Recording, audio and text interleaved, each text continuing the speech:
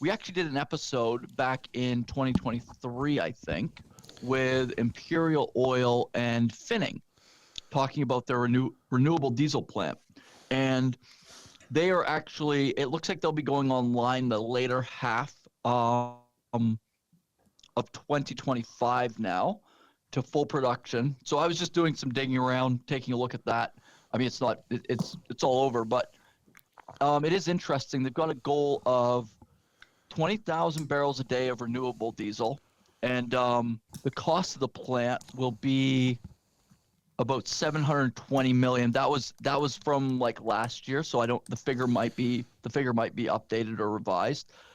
But then I was looking at 20,000 barrels of renewable compared to what Canada consumes a day in diesel fuel.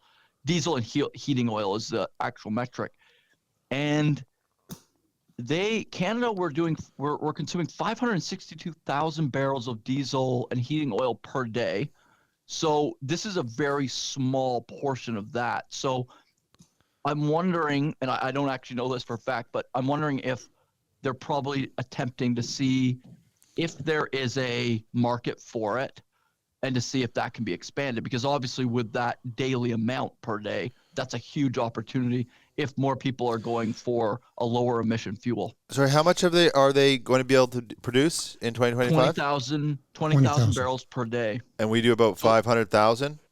562,000 is what we consume in Canada per day. Wow, so it's just The USA, I was looking at, they're up to 3.9 million barrels a day.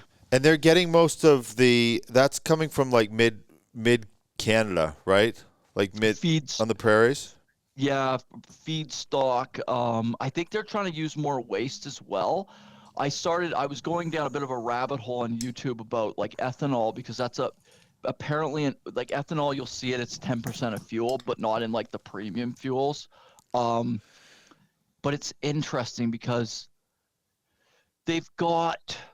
they're actually pushing in the US, like the ethanol lobby, to do 20% of fuel to be like ethanol, but it's going to take a lot of agricultural land to do that. So there's kind of like mixed opinions about it, like if that would be a good thing to go from like 10 all the way up to 20%, just with the volume of like corn production they'd have to do.